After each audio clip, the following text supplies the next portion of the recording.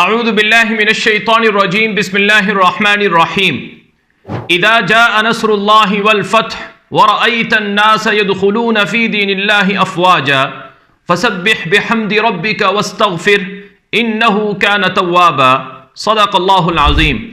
अस्सलामु अलैकुम व रहमतुल्लाहि व बरकातुहू। आज 10 अक्टूबर 2025 है और आज दिन है जुमअतुल मुबारक का। आज की ताज़ा तरीन बड़ी खबरों से इस व्लॉग का आगाज़ करेंगे।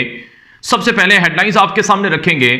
गजा जंगबंदी आज से बाकायदा नाफिजुल अमल हो चुकी है। इसराइल ने गजा जंगबंदी का ऐलान कर दिया है।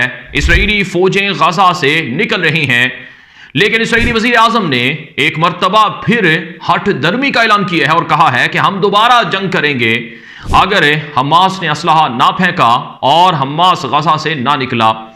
अमेरिका भी इसराइल को सपोर्ट करेगा दोबारा जंग करने के हवाले से, ये भी रिपोर्ट्स आ रही हैं।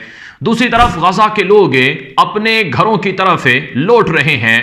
लाखों गजा के शहरी तकबीर और नारों के साथ खुशी के साथ गजा में आ रहे हैं और हर तरफ गजा की सड़कों पर जश्न है।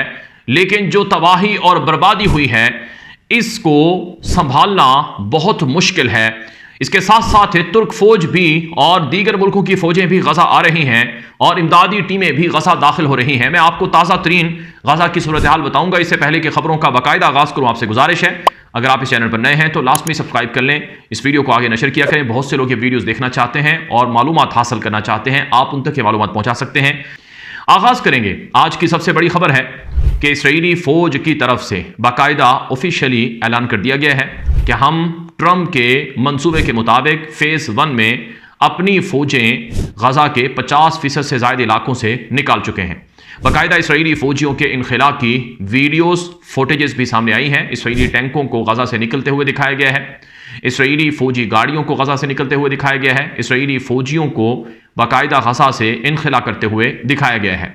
इसके साथ ही जुमे के दिन 10 अक्टूबर को गजा के मकामी वक्त दिन 12 बजे से बाकायदा जंगबंदी का आगाज़ भी हो चुका है। अब इसराइली फ़ौज गजा पर कहीं भी किसी भी तरह से हमला नहीं कर सकेगी और जो 50% से ज़्यादा गजा के इलाके हैं वहाँ पर इसराइली फ़ौज के ड्रोन्स और जंगी जो जासूस जहाज़ हैं वो भी परवाज़ें नहीं कर सकेंगे। जबकि गजा का जो मशहूर तरीन रोड है शार अर रशीद, शार सलाहुद्दीन और बाकी जो सड़कें हैं वो खोल दी गई हैं। वहाँ पर लोगों का ठाठे मारता हुआ समंदर है, यानी गजा के उन लोगों का जिनको ज़बरदस्ती उनके घरों से निकाला गया था, जो रेफ्यूजी थे, जो खैमों के अंदर पनागाहों के अंदर रहने पर मजबूर थे, आज वो वापस अपने घरों को लौट रहे हैं। लेकिन चूंकि गजा में गाड़ियाँ नहीं हैं, गजा के अंदर कोई सवारी का इंतज़ाम नहीं है, तो लोग पैदल ही चल रहे हैं और लोगों के चेहरों पर खुशी के असरात भी हैं और लोगों के दिल भी टूटे हुए हैं और लोग इब्तलाओं में और मुसीबतों में जिस तरह से गुजरे हैं उनकी कैफियत मुख्तलिफ तरह की हैं। और सबसे बढ़कर जब लोग अपने घरों के पास पहुँचे तो उन्होंने वहाँ पर तबाही देखी है, बर्बादी देखी है, डिस्ट्रक्शन देखा है। वहाँ पर बिल्डिंग्स तबाह हैं, वहाँ पर सड़कें तबाह हैं, वहाँ पर कोई स्कूल नहीं बचा है, वहाँ पर खाने पीने की कोई दुकान नहीं बची है। लेकिन बहरहाल लोग इन तबाहाल इलाकों में घरों में वापस लौट रहे हैं इस उम्मीद के साथ कि वो अपने इन घरों को दोबारा तामीर करेंगे और दोबारा वो खुशहाली से अपने घरों में ज़िंदगी गुजार सकेंगे। इसराइली वज़ीर आज़म नेतन्याहू ने अमरीकी सदर डोनाल्ड ट्रंप के नुमाइंदा खुसूसी बराए मशरिक़ वस्ता स्टीव विटकोफ और डोनाल्ड ट्रंप के दामाद यहूदी जैरेड कुशनर से मुलाकात की है और बाकायदा उनको इसराइली कैबिनेट के अंदर शरीक किया और उस कैबिनेट की मीटिंग में नेतन्याहू ने ट्रंप का शुक्रिया अदा किया और जंगबंदी की मंजूरी दी। ये पहला मरहला था। इसराइली मिलिट्री कॉरस्पॉन्डेंट योआफ ज़ैतून के मुताबिक जो इंतहाई कट्टर किस्म के यहूदी जमातें हैं उनके जो मिनिस्टर थे उन्होंने भी गजा की जंग को बंद करने और 200 से ज़्यादा फ़लस्तीनी दहशतगर्दों को उनके बकौल रिहा करने के लिए वोट दिया। ये बड़ा हैरान कुन था और 10-20 सालों में ये मजहबी रिलीजियस ज़ायनिस्ट किस्म की जो जमातें हैं उनके मौक़िफ़ में वाज़ेह तब्दीली देखने को मिली है। अब इसराइली वज़ीर आज़म नेतन्याहू ने यह भी ऐलान किया है कि हम जंग के पहले मरहले के लिए अपनी फ़ौजें निकाल चुके हैं और हम ट्रंप का शुक्र अदा करते हैं और हमारे फ़ौज की कार्रवाइयों से और हमारी डिप्लोमेसी से हमास तनहा हुआ है और इसराइली कैदियों को छोड़ने पर मजबूर हुआ है। इसके साथ साथ नेतन्याहू ने यह भी कहा कि अगर हमास ने असलहा ना फेंका, अपने आप को गैर मुसल्लह ना किया और गजा को रेडिकलाइज ना किया गया तो फिर हम दोबारा जंग में लौटेंगे, दोबारा कुव्वत और ताकत के साथ हमलावर होंगे। इसराइल हायूम, जो कि इसराइल का मशहूर अखबार है, उसके अंदर भी एक रिपोर्ट छपी कि अगर हमास ने जंगबंदी के दूसरे मरहले पर या बाकी शराइत पर अमल ना किया तो अमरीका भी इसराइल को गजा की जंग दोबारा शुरू करने की इजाज़त देगा और मदद भी देगा। लेकिन दूसरी तरफ हमास के लोग कह रहे हैं कि हमें अमेरिकी सदर डोनाल्ड ट्रंप की तरफ से बाकायदा गारंटी और जमानत मिली है कि जंग खत्म हो चुकी है, अब दोबारा जंग शुरू नहीं होगी। लेकिन इसके साथ साथ नाज़रीन इकराम, कुछ मजीद खबरें भी हैं कि गजा के अंदर तुर्क फौज आ रही है, मिस्री फौज आ रही है और वो गजा का कंट्रोल संभालेगी। जो कतर है, उर्दन है और बाकी ममालिक हैं, उनकी इमदादी टीमें यानी मेडिकल टीमें और वहाँ जो तिब्बी अमला है और उसके साथ साथ जो तामीर नौ के लिए इंफ्रास्ट्रक्चर की बहाली के लिए काम करने वाले वर्कर्स हैं, वो भी गजा में दाखिल हो रहे हैं। तो यूँ गजा के अंदर मिले जुले जज्बात हैं, खौफ भी है और बदएतमादी और बदअहदी का जो ख़तरा है वो भी मौजूद है गजा के शहरियों को, क्योंकि आप जानते हैं नेतन्याहू की तो हिस्ट्री ये बताती है। अभी अगर आप गजा की थोड़ी हिस्ट्री आप देखें तो 2006 में भी लड़ाई हुई, 2008 में भी लड़ाई हुई, 11, 14 और फिर 17, 19 और फिर 21, ये सारे ज़माने जो हैं लड़ाई के हैं। वहाँ छोटे लेवल पर लड़ाइयाँ होती रही थी, फिर जंगबंदी होती थी, फिर मामलात सेट होते थे, माहदे होते थे, लेकिन फिर दोबारा जंग शुरू हो जाती थी, क्योंकि वो जंग शुरू होने के असबाब जो हैं वो वही हैं बदएतमादी के, बदअहदी के, वादा खिलाफी के। लेकिन ये जो जंग हुई है 7 अक्टूबर 2023 के बाद से लेकर अब तक 2 साल की, ये बड़ी खौफनाक जंग थी।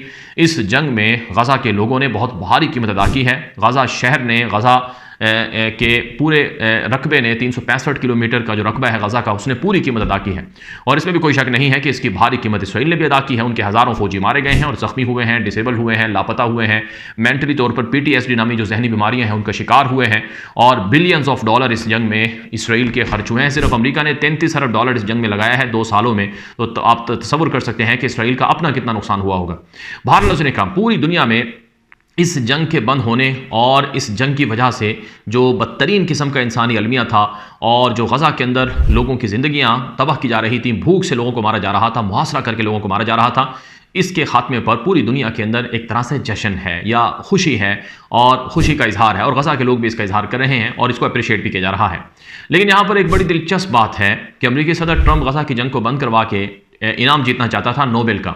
नोबेल इनाम ट्रंप को नहीं मिला है। आज नोबेल इनाम देने वाली जो कमेटी है उसने वेनेजुएला की एक खातून है उसको, जो कि अपोजिशन लीडर है या अपोजिशन जमातों से ताल्लुक़ रखती है, उसको नोबेल इनाम दे दिए है। यानी ट्रंप 2025 का नोबेल इनाम नहीं जीत सका है, चूँकि ट्रंप बार बार कहता था कि मैंने जंगे 8 बंद करवा दी हैं, मुझे नोबेल इनाम मिलना चाहिए।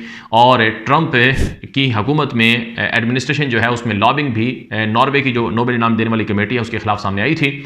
लेकिन बहरहाल ट्रंप को नोबेल इनाम नहीं मिला है, चूँकि अभी गजा की जंग मुकम्मल तौर पर बंद नहीं हुई है, या मुकम्मल तौर पर आप कह सकते हैं कि इसराइली फ़ौजें विड्रॉ नहीं कर रही हैं, वहाँ पर तामीर शुरू नहीं हुई है। तो महज इब्तदाई तौर पर ज़ुबानी कलामी कहने से ही नोबेल इनाम तो नहीं मिल सकता है। और फिर इससे भी बड़ा जो मसला है वो है रशिया यूक्रेन की वॉर का। रशिया यूक्रेन की वॉर चल रही है, आप जानते हैं रशिया यूक्रेन की जंग को ट्रंप बंद करवाने की बहुत कोशिश कर चुका है, लेकिन रशिया यूक्रेन की जंग भी बंद नहीं हो रही है। तो खुलासा यह है कि ट्रंप फिलहाल नोबेल इनाम नहीं जीत पाया है। अगर ट्रंप ने गजा की मुस्तकिल जंगबंदी करवा दी और मशरक़ वस्ता में वाकई देर पा अमन करवा दिया तो मुमकिन है ट्रंप को नोबेल इनाम मिल जाए। लेकिन असली काम खतरात मौजूद हैं, क्योंकि ट्रंप ने खुद कहा है कि मैं 2 फ़लस्तीनी 2 स्टेट सोल्यूशन पर यकीन नहीं रखता हूँ और जब तक के दोनों फरीक खुद से मुत्तफ़िक या मुत्तहिद ना हो, मुझे कोई इस सोल्यूशन का कोई नतीजा सामने नहीं आता है, इसलिए मैं फ़लस्तीन की रियासत के क़याम के हक़ में नहीं हूँ। ये ट्रंप की अपनी ज़ाती स्टेटमेंट है जो उसने फ़िनलैंड के सरबराह के साथ एक मुलाकात में कही है। तो यूँ नाज़रीन इकराम, हालात कुछ इस तरह से हैं कि मुस्तक़बिल के हवाले से अभी तक मंजरनामा गैर यकीनी है। यानी आप यूँ नहीं कह सकते हैं कि सब कुछ ठीक हो गया है, इसराइल पीछे चला गया है, अब मज़ीद सेटलमेंट्स नहीं होंगी, फ़लस्तीन के वेस्ट बैंक इलाकों पर हमले नहीं होंगे, मस्जिद अक़सा के अंदर इसराइल के मुतशद्दिद सहयूनी वज़ीर एतमार बिन गफ़ी जैसे लोग दाखिल होकर तौहीन नहीं करेंगे, वहाँ इसराइली झंडे नहीं लहराएंगे, फ़लस्तीनियों के लिए मस्जिद अक़सा के दरवाजे रमज़ान मुबारक में बिलखुसूस बंद नहीं होंगे, वहाँ लोगों को इत्तिकाफ़ करने के लिए रोका नहीं जाएगा और मुख्तलिफ़ तरह की जो चीज़ें माजी में होती रही हैं वो चीज़ें नहीं होंगी। इस बात की कोई गारंटी और ज़मानत नहीं है। लेकिन बहरहाल देर आयत दुरुस्त आयत है और कम से कम दर्जे में गज़ा के लोगों को बमबारी से और जुल्म से और मुख्तलिफ तरह की इंसानी अलमियत से निजात ही मिल गई है, तो ये भी बहुत बड़ी बात है। अब जो नेतन्याहू के ख़तरात हैं, नेतन्याहू की जो धमकियाँ हैं, थ्रेट्स हैं कि हम गज़ा में दोबारा जंग शुरू करेंगे, इस हवाले से तुर्की की तरफ से स्टेटमेंट्स आई हैं और मेरे सामने अभी स्टेटमेंट ये मौजूद है। मोहम्मद बिन अब्दुर्रहमान असानी जो कतर के वज़ीर आज़म और वज़ीर ख़ारजा हैं, उनकी अपने एक्स अकाउंट पर यह पोस्ट मेरे सामने है जिसमें उन्होंने कहा कि गज़ा जंगबंदी के पहले फेज़ का अमल शुरू हो चुका है, कतर इसको मॉनिटर करेगा, सीज़ फायर वायलेशन जहाँ से भी होगी उसका जिम्मेदार वो खुद होगा जिसने भी वायलेशन की। और इसी तरह से तुर्की के सदर तैयब एर्दोगान खुद कह चुके हैं कि हम गज़ा के अंदर अपनी फ़ौजों को भेज रहे हैं। अब यहाँ पर एक और बात भी है कि गज़ा में जो मुख्तलिफ मुल्कों की इमदादी टीमें आ रही हैं वो कितने अरसे में गज़ा के लोगों की बहाली कर सकेंगे। ज़ाहिर है 2 साल में जो बमों की बारिश गज़ा पर हुई है, इसकी रीबिल्डिंग का जो प्रोसेस है वो 2-3 सालों में तो पूरा होने वाला नहीं है। इसके लिए कम से कम भी 5 से 7 साल लग सकते हैं, ज़्यादा से ज़्यादा 10 साल लग सकते हैं। $100 अरब से ज़ायद की खतीर रकम खर्च होगी, इसलिए बढ़ चढ़कर मुसलमान मुल्कों को किरदार अदा करना होगा। अब तक के लिए इतना ही, मज़ीद तफसीलात भी आएंगे। आप हमारे यूट्यूब चैनल को फॉलो कर लें, सब्सक्राइब कर लें, आगे नशर कर लें। इजाज़त दीजिए। अस्सलामु अलैकुम रहमतुल्लाहि व बरकातुहू।